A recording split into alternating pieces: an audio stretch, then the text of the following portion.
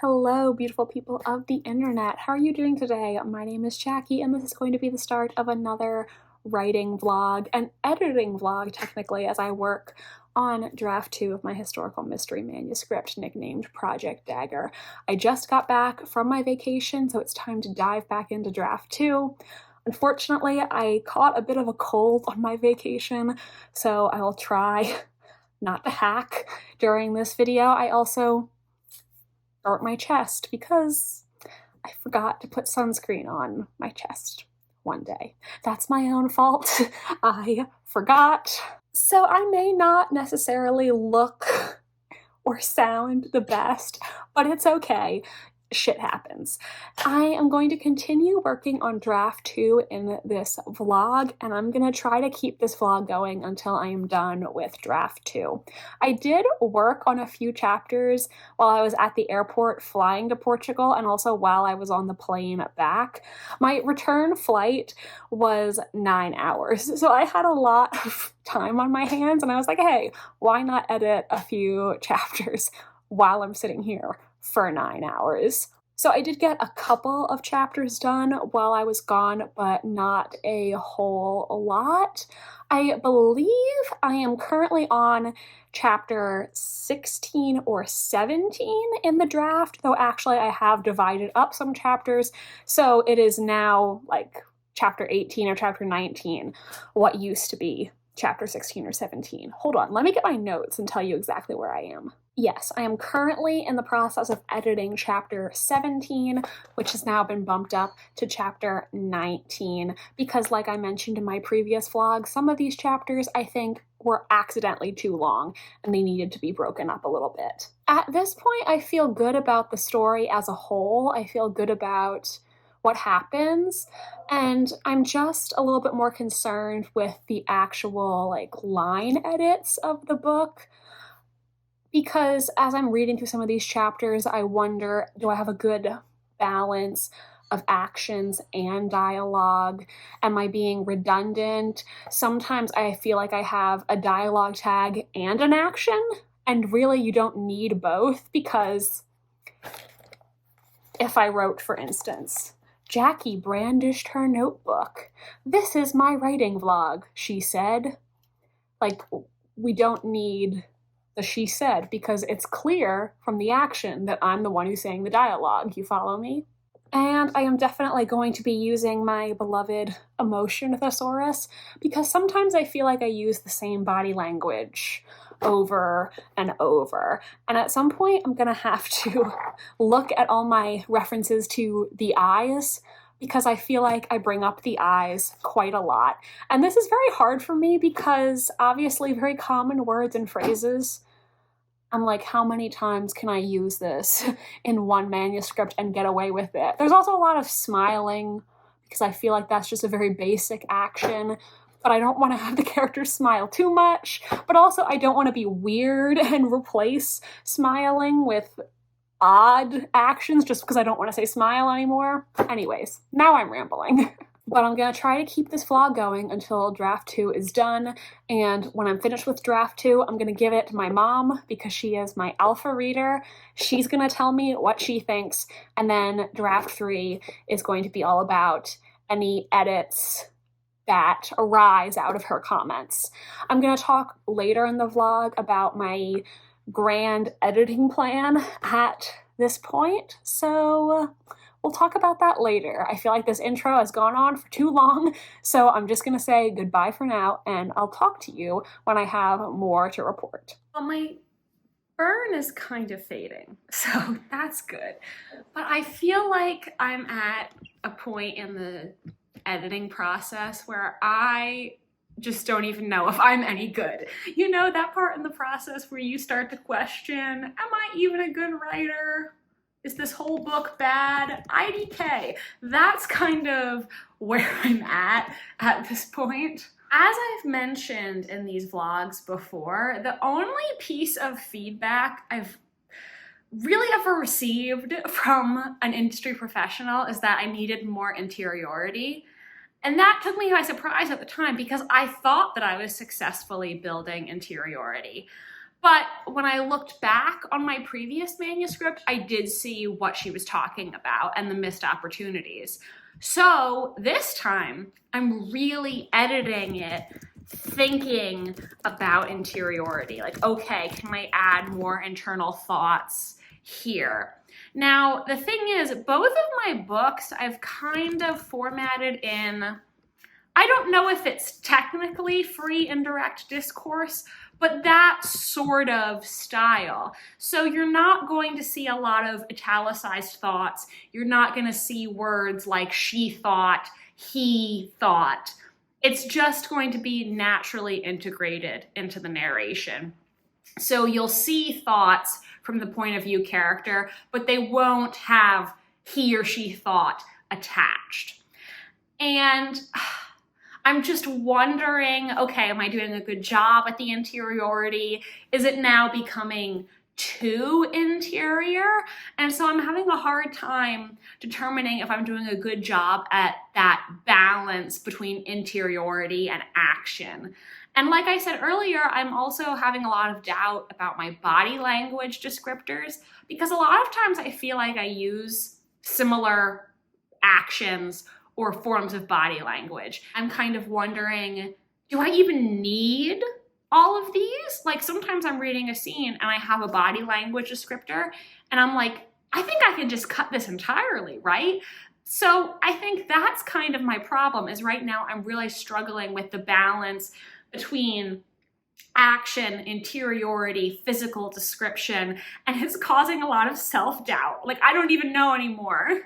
I do feel good about the plot, so I think I need to just try to persevere. And then once I get other people to read my manuscript, I think that will help me, because I'll be able to get the perspective of someone who doesn't know my story and who hasn't been reading this draft already. So I don't know, but to be honest, I am kind of at that point where I don't even know if my book is good anymore.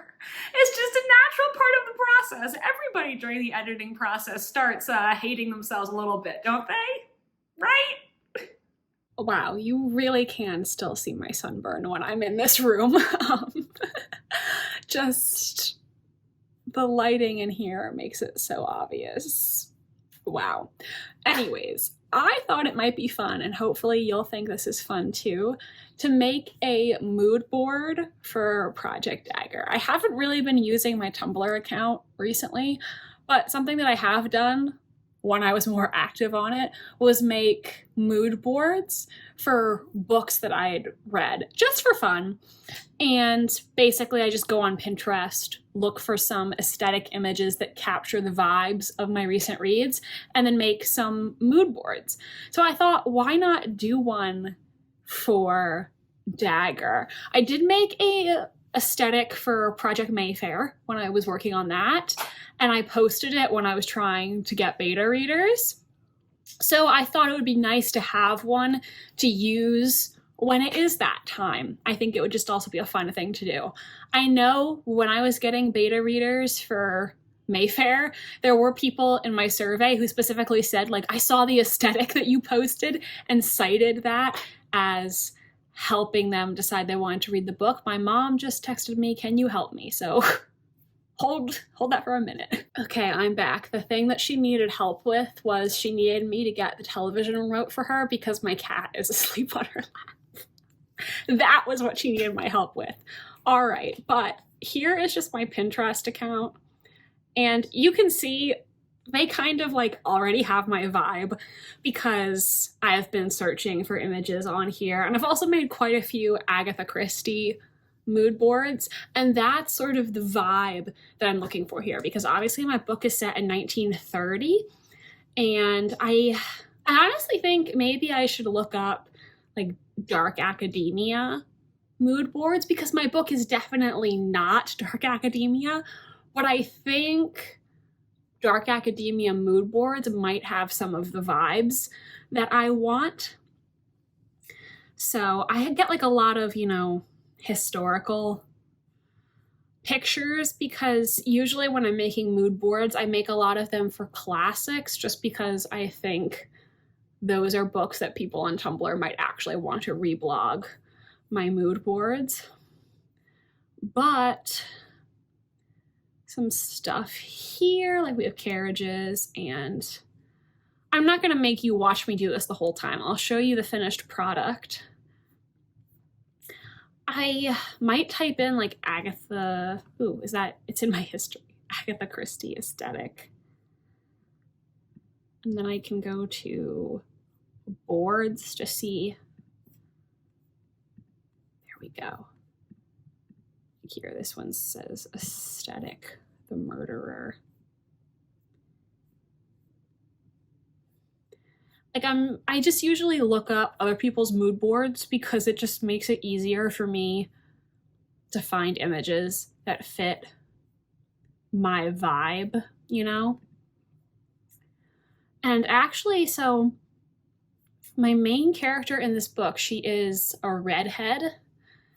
Originally in the first draft, I referenced her as having auburn hair, but then I decided just to change it to full-on red because I feel like auburn, there's so much variation. Like if you just go on Google Images and look up auburn hair, you're gonna get images of girls who have hair that's red. You're gonna get images of girls who have hair that's much closer to brown. And I was imagining her hair as like leaning a little more red, but not full-blown red. And I ultimately just decided though, like she makes references in the book to being insecure about her hair. So I figured it would make more sense just to switch her to be a full-blown redhead. And it would also make the mental image clearer. Anyways, but my point is, so since she's a redhead, I would like to get an aesthetic of, ooh, I don't know if that fits my vibe, but that's an interesting photo. I like that. I think I might look up, so let's think of famous redhead characters. I might look up Sansa Stark aesthetic so that I can get some redhead images and see if I can find something there, red hair, you know, or who are some other redhead characters, like Outlander, Belza and Poldark. Like I'll probably look up some of those to see if I can find any good redhead images. I kind of like that, but it's a little too, I think it's a little too sexy, but I think it has a sort of vintage vibe that I like. That one looks pretty good. I don't know about the arm, but I kind of like the shirt. It kind of has a little bit of a nice vibe. All right, I am not going to make you watch me scroll. I'll show you what I end up coming up with. Usually in the past, I've used a mood board template that I just downloaded from Tumblr, or I've just made 9 separate images. For this, I want a template because I'm gonna obviously upload it as one image. I might look on PicMonkey and Canva to see if there's anything that interests me. So I will talk to you in a little bit. All right, I'm gonna show you what I made. I ended up finding this Canva template and I really like it because it gave me the ability to add some text. So I added the title of the book and like a little tagline. I blacked out for this video the stuff that I'm not ready to quite share yet, but this is what I made. I don't know. I'm kind of not sure like what plot elements I should reveal and what I should keep to myself. I mean, I guess if I'm gonna share this once I start getting beta readers, you're all gonna know the title and stuff. So at some point it's gonna be out there, but I'm still not sure like what I should say and what I should keep to myself for now. But this is kind of the vibe. I also liked that it had some arrows and other opportunities for text. So I put in some tropes and things in the book just to let people know what they're getting in for with this story. Really, when it comes down to it, this is a mystery that is meant for people who love mysteries, because I love mysteries. It's a murderous love letter to classic mystery fiction. And if that sounds interesting to you, then read Project Dagger. When I'm looking for beta readers, I want you guys. So that's really just, that's what this book is all about. It's a love letter to mysteries as a whole. The history of mystery fiction Then I also modified the Canva template so that I could make this little mood board showing the different characters in the book. These are all of our main characters.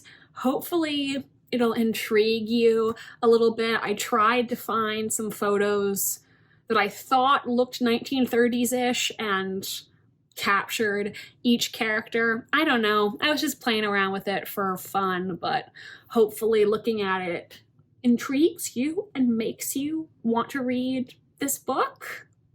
All right, thank you all for indulging me with this. I hope you enjoyed looking at my little mood boards, and I will talk to you again soon when I have more editing progress to report. Who is my cute baby? You are my cute baby.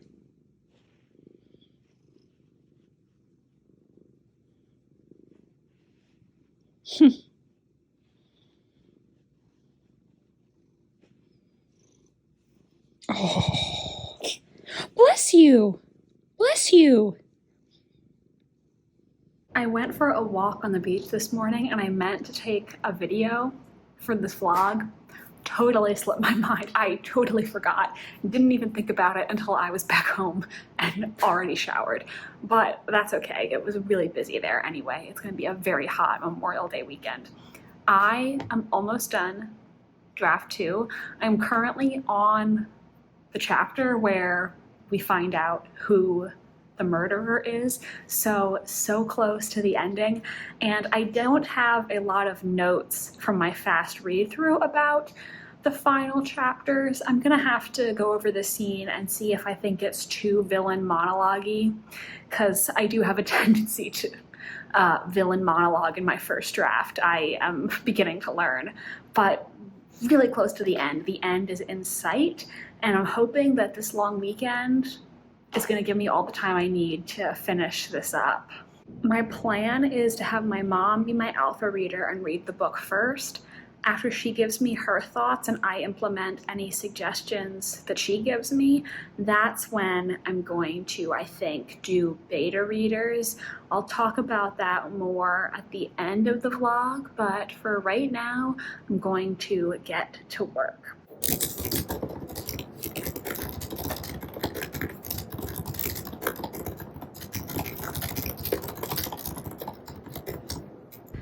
And now I have a kitten who is standing in front of my computer. Hello. Ooh.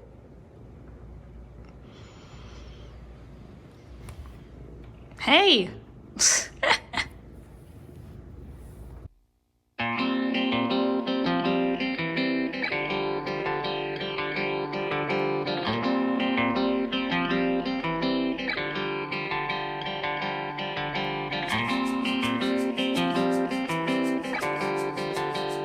And we are done draft 2, ladies and gentlemen. Yay, this is so exciting. So let me give you the breakdown. I started draft 2 on April 21st, 2024, and I finished it today, 5/26/2024. Now, my current word count is 89,699, which is a gain of 3,204 words. I think I actually added more words than that because just the mixed media elements alone were 2,393 words, and I also definitely added things as I was writing, but I also deleted a lot of stuff, tightened up a lot of sentences, and I'm going to do some more line editing tomorrow. I just wanted to get an idea of how many words I added before I start taking more away. I am very excited about this. I'm going to make a line editing video tomorrow, I think, assuming I have the time. And then I'm just gonna listen to the last few chapters because I haven't listened to them yet. And then my mom is gonna do an alpha read for me. So now would be a good time for me to explain what I'm thinking about in terms of drafts for Project Dagger.